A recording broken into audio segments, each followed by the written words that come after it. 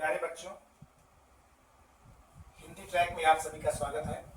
आइए आप सभी उपसर्ग टॉपिक पर ध्यान दीजिए। उपसर्ग है क्या? उपसर्ग वे शब्द या शब्दांश, वे शब्द या शब्दांश जो किसी मूल शब्द के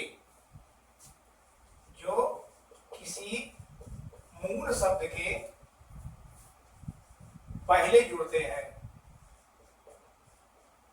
मूल शब्द के कब जुड़ते हैं? पहले जुड़ते हैं। तथा जुड़कर अर्थ को बदल देते हैं। तो पहले जुड़ने वाला वो क्या होगा? शब्द या शब्दांश होगा।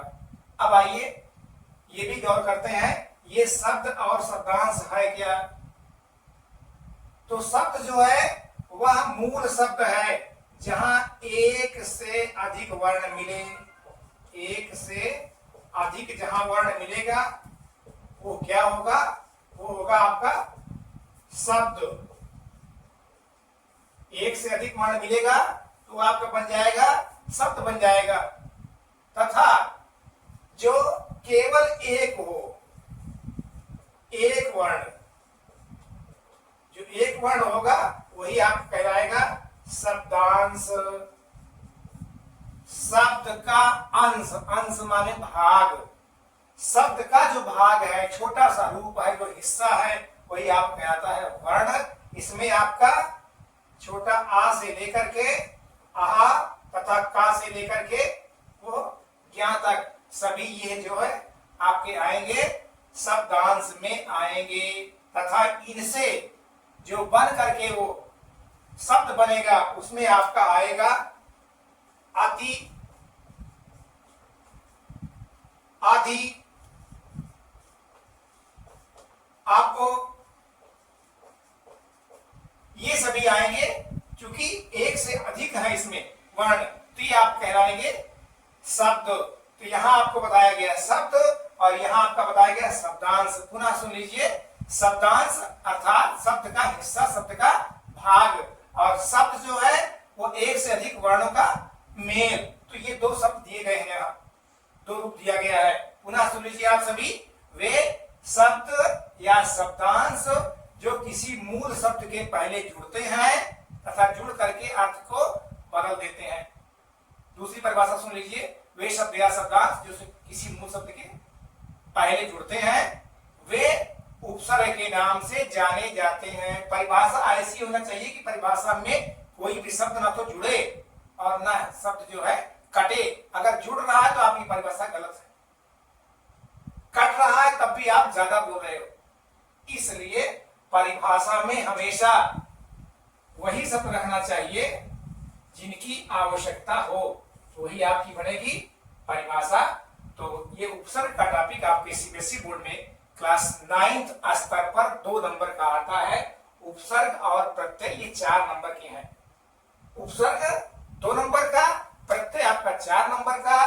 तो सीबीएसई बोर्ड में क्लास 9th में आपको ये टॉपिक मिलेगा। तो प्यारे बच्चों ध्यान दीजिएगा, हमेशा आप सभी गौर से समझ के चलिएगा। जहां ना आए वहां आप कमेंट करिएगा, पूछिएगा, पुनः आपको फिर से बताएंगे। एक बार पुनः फिर से आपके बीच हम वही चर्चा कर देते हैं। उपसर्ग अर्थात किसी भी शब्द के पहले लगने वाला शब्द या शब्दांश। तो कहां लगेगा? मूल शब्द में लगेगा। तो किसी मूल शब्द के पहले जुड़ने वाला शब्द या शब्दांश उपसर्ग कहलाता है। ये हमारी तीसरी परिभाषा हो गई। पुनः सुन लीजिए, किसी मूल शब्द के पहले जुड़ने वाला शब्द या शब्दांश उपसर्ग कहलाता है। तो यहां दूसरी लिखी गई है, हम आपको एक दो परिभाषा और बता दिए। परिभाषा दूसरी आप भी बना सकते हो, लेकिन जब भी बनाइए ध्यान में ये रहे कि परिभाषा बिल्कुल सही हो, उसमें न तो वाक्य जुड़े शब्द और न ही शब्द कटे। तो इसमें आपका अब क्या आएगा इसको भी देख लीजिए आप। ये तो आपका बन गया शब्द या शब्दांश। अब आप उदाहरण देख लीजिए।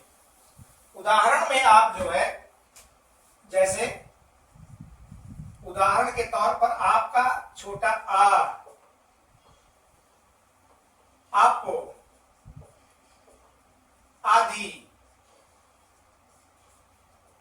बहुत सारे हैं, आइए इससे देखते हैं। आ से क्या बन सकता है, आ में जोड़ दीजिए न्याय शब्द, तो क्या बन जाएगा, अन्याय। न्याय आपका मूल शब्द हो गया, आ आपका हो गया उपसर्ग, बन गया अन्याय। अप और यस, अप और यस, इससे बन जाएगा आपका आपको यस। आदि, आदि और कार, इससे आपका बन जाएगा अधिकार। कोई चेंजेस नहीं हो रहा है, ये सभी आपका अभी सिंपल अर्थ साधारण अर्थ दे रहे हैं, अर्थात उपसर्ग हैं, मूल में जुड़ रहे हैं, जुड़ करके बिना चेंज किए, बिना परिवर्तन किए वैसे ही रख दिए जा रहे हैं, आपके सामने आ रहा है। ऐसे अभी बहुत सारे आपके बनेंगे, बन सकते हैं, लेकिन अब यहां ध्यान देने की आवश्यकता है। आप सभी निचली कक्षाओं में पढ़े होंगे संधि, दीर्घ संधि, गुण संधि, वृद्धि संधि, यण संधि, अयात संधि। इसमें सबसे आपकी मूल संधि जो है, यहां जो काम की आने वाली है, वो है आपकी यण संधि। ये आप ध्यान समझिएगा, ये आपके काम की है, बहुत काम की है। कैसे है उसको भी आप समझ लीजिए।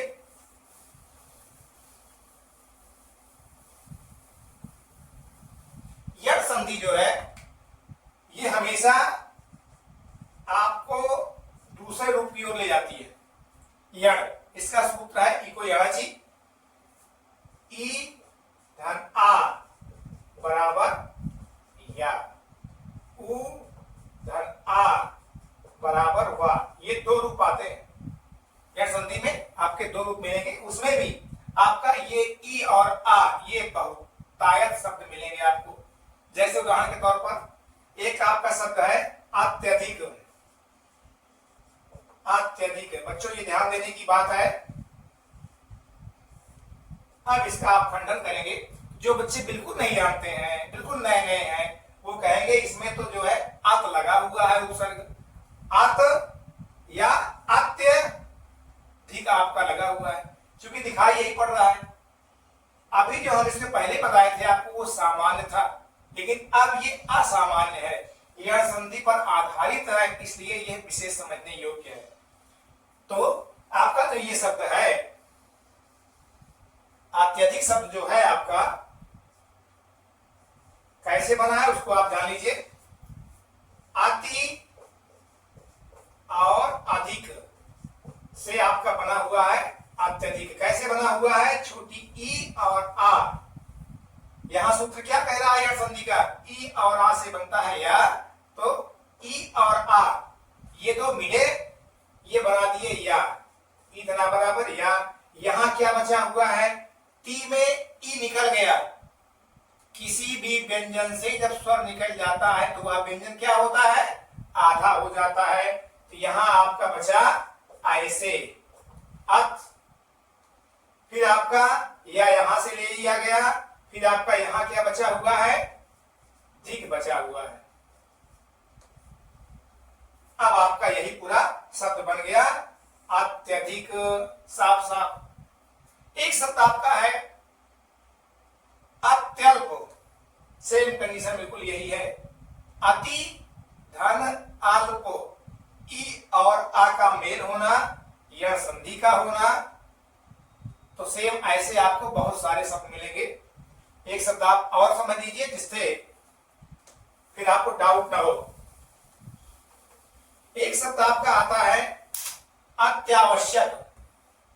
शब्द आपका है अत्यावश्यक। इसमें आपका सेम कंडीशन है, लेकिन एक चीज और विचारणीय यहां है।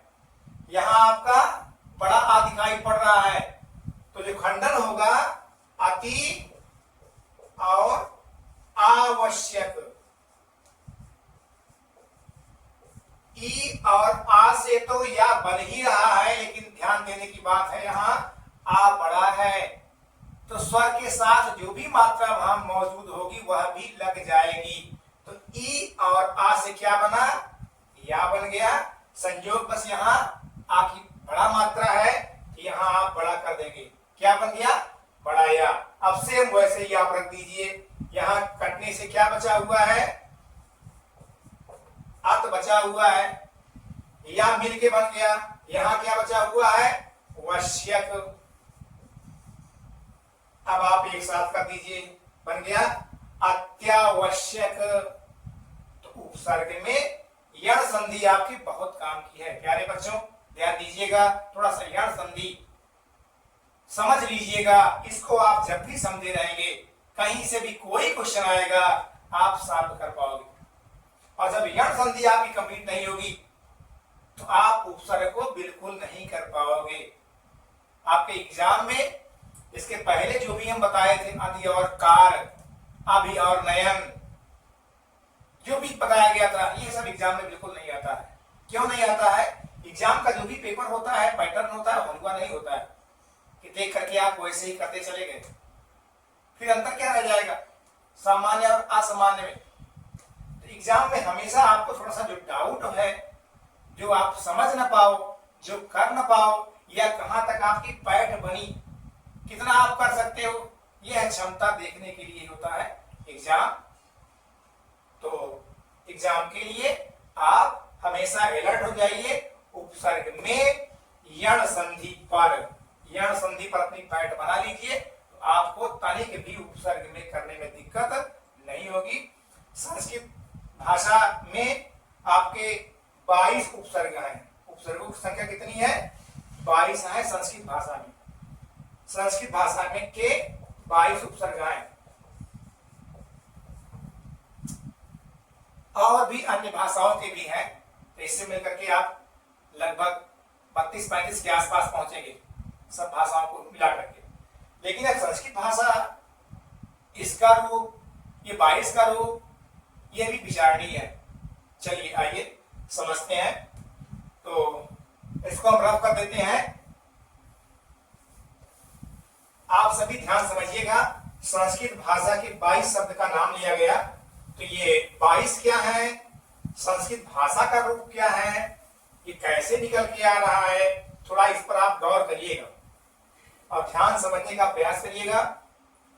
आपने निचली कक्षाओं में सुना होगा तत्सम और तत्भव, तत्सम तत्भव, ये दो आप निचली कक्षाओं में निश्चित रूप से पढ़ करके आए हैं। गौर न किए हो अलग बात है कि ये तत्सम और तत्भव है क्या। आइए आपको बताते हैं। तत् माने जो, सम माने बराबर। आज के लगभग 2500 साल पहले संस्कृत भाषा थी, आम बोलचाल की भाषा क्या थी, वह संस्कृत थी। संख्या इतनी अधिक नहीं थी, संख्या बहुत कम थी। दूर दूर तक जो है गांव नहीं होते थे, या होते भी थे तो वहां संख्या बहुत कम होती थी। तो आपस की बोलचाल की भाषा वो संस्कृत थी।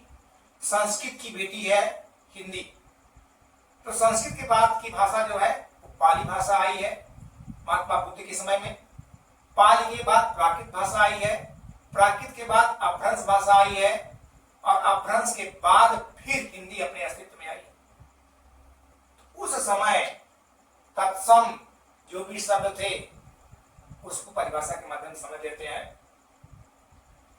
संस्कृत भाषा के वे शब्द, संस्कृत भाषा के वे शब्द जो बिना बदले हुए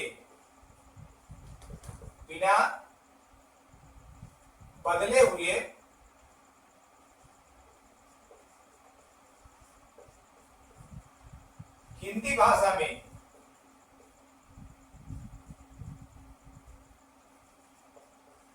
प्रयोग किए जाते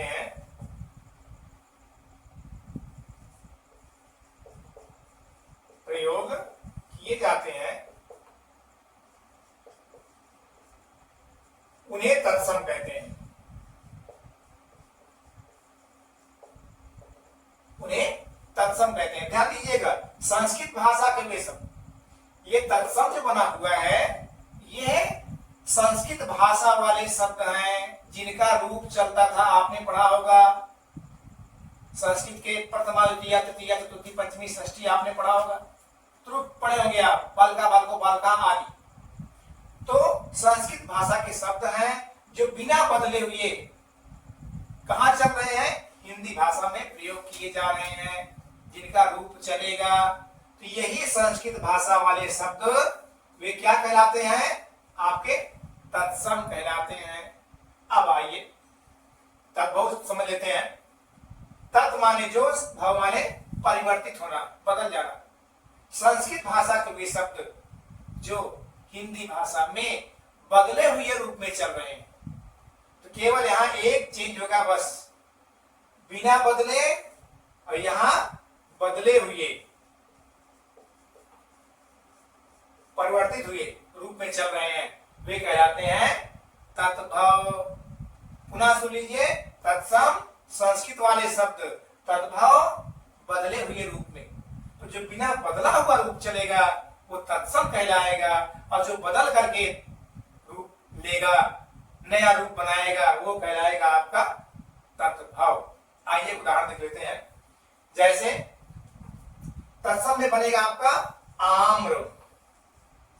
आम्र आपका तत्सम शब्द है, इसी का बन गया आम।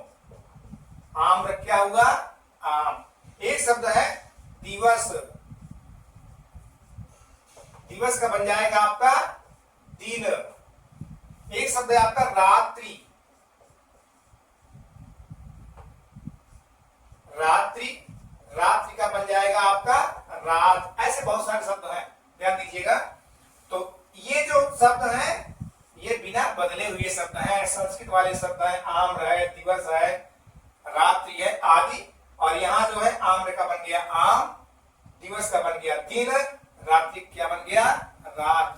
तो ये सारे शब्द जो है वह क्या है, परिवर्तित रूप में है।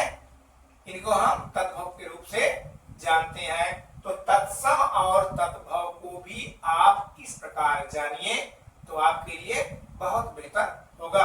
तो कहीं न कहीं उपसर्ग में भी इसका प्रयोग होता है। किसका प्रयोग, तत्सम शब्द। तो ये आपकी संख्या जो है वह 22 है।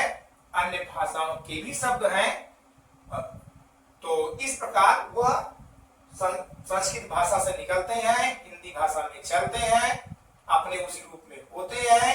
इनकी संख्या 22 है।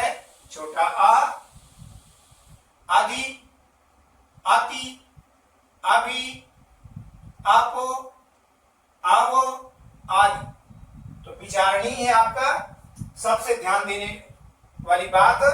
अभी जो हम चर्चा किए थे आपकी यण संधि, जिसमें आपका आता क्या है, हमेशा ई धन आ बराबर या, ऊ धन बराबर वा। ई और आ पर विचार करिएगा, जहां आपको या दिखाई पड़ जाए। एक शब्द है आपका अत्यल्प। बेटा ये सब समझ में आया। ये तत्सम तद्भव आपके जानने के लिए था, इसलिए कि आप इससे परिचित होइए कि कौन से शब्द जो है वह संस्कृत वाले हैं, कौन से आपके बदले हुए रूप हिंदी वाले हैं। केवल ये समझने के लिए आपको हम बता दिए थे। एक शब्द आपका है अत्यल्प। अब यह संधि को आप थोड़ा सा और समझ लीजिए, जिससे आपको फिर डाउट ना हो। यह संधि को समझे रहेंगे कहीं भी कोई डाउट नहीं होगा। यह संधि को आप भूल जाएंगे तो यहीं से आपके क्वेश्चन बनेंगे। एक शब्द है अत्यल्प। मल्टीपल चॉइस क्वेश्चन में आ जाएगा, तो उसमें रहेगा प्रयुक्त उपसर्ग कौन सा है, अत, छोटा आ, अत्य, और फिर रहेगा आपका अति। इस प्रकार से 4 बनेंगे आपके, और आपकी अगर पैड बन रही है तो साफ साफ खंडन कर पाएंगे। तो यहां दिखाई क्या पड़ रहा है, अत दिखाई पड़ रहा है, लेकिन आगे या है, बीच में या है। जहां भी आपको बीच में या दिखाई पड़ जाए इसका मतलब आप सावधान हो जाइए, यहां या संधि का प्रयोग हुआ है। तो बन जाएगा आपका अति और अल्प। इसके पहले भी हम बताए थे, पुनः एक बार रिवीजन करा रहे हैं, नया शब्द बता रहे हैं आपको। ई और आ, ये आपका बना दिया या, ई धना बराबर या।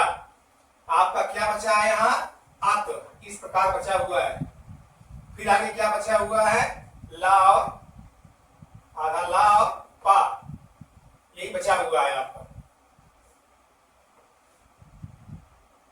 क्या बन गया आपका अत्यल्प। तो अत्यावश्यक है, अत्यल्प है, अत्यधिक है, ये सभी शब्द जो है यण संधि में जाने जाएंगे। और यण संधि में यह बहुत महत्वपूर्ण है। बदला हुआ रूप होता कुछ है और दिखाई कुछ पड़ता है, तो इससे आप हमेशा सतर्क रहिए। यण संधि निश्चित रूप से आपके एग्जाम में हमेशा पूछी जाती है। कोई भी आपका सिंपल जो भी शब्द है, जैसे अधिकार, अधि और कार, अपयश, अप और यश, ऐसे एग्जाम में कभी भी नहीं पूछा जाएगा। सरलीकृत रूप कभी भी नहीं होगा। या तो परिभाषा आपको दे देंगे और कह देंगे 3 उदाहरण दीजिए, या तो क्या करेंगे आपको कोई न कोई ऐसा शब्द करेंगे और कह देंगे मूल शब्द और उपसर्ग का खंडन करिए। तो जब भी आपका दिया जाए मूल शब्द और खंडन करना, तो थोड़ा सा आप गौर करिएगा। यण संधि की तरफ विशेष आपका रुझान होना चाहिए, क्योंकि आपके उपसर्ग में यण संधि जो है वह सबसे महत्वपूर्ण है। इसके शब्द जो है वह रहते कुछ है और दिखाई कुछ पड़ता है। एक शब्द आपका है अध्ययन, शब्द आपका है अध्ययन, इसको भी आप समझ लीजिए। शब्द बहुतेरे हैं, कहीं से खोजना आपको नहीं है।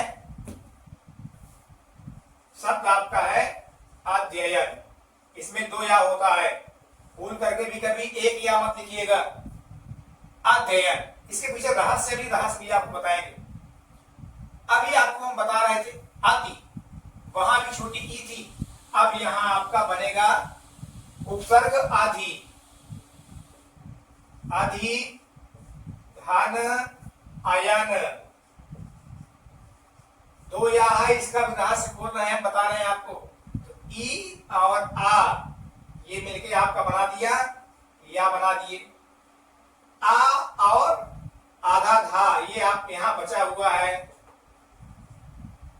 फिर आगे क्या बचा हुआ है, यन बचा हुआ है, आ चूंकि कट गया हुआ है।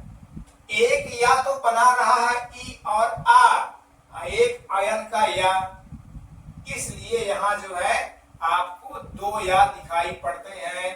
कभी भी भूल करके आप ऐसे मत लिखिएगा, नहीं त्रुटि मानी जाएगी। अध्ययन बोला गया, आलेख बोल दिया गया, सब बोल दिया गया, तो अध्ययन ऐसे कभी मत लिखिएगा। अध्ययन, अध्ययन, तो इसमें 2 या होंगे। रहस्य छिपा हुआ है, यण संधि है।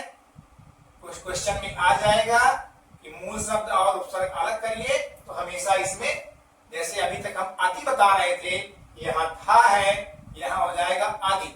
आदि और आयन से आपका बनेगा अध्ययन। सबके समझ में बात आ रही है? तो गौर करिएगा, इसको इसी प्रकार आप दोहराइएगा, इसी प्रकार खंडन करिएगा, और थोड़ा आप भी जाकर के रिपीट कर लीजिएगा। संबंधित जो भी बुक है उसमें और गौर करके पढ़िएगा, तो आपको कोई भी डाउट नहीं होगा। कोई भी शब्द आपका होगा, कोई भी अन्य रूप होंगे, तो इससे आपको निश्चित रूप से मिलते होंगे। तो उपसर्ग में यण संधि जो है ये बहुत महत्वपूर्ण है। कौन सी संधि? यण संधि। तो चलिए ठीक है, यण संधि पर आप गौर करिएगा। आज के दिन उपसर्ग पर बस इतना ही। कोई भी डाउट होगा तो आप पुनः कमेंट करिएगा, और बाद में फिर आपको जो भी शंका होगी उसका समाधान किया जाएगा।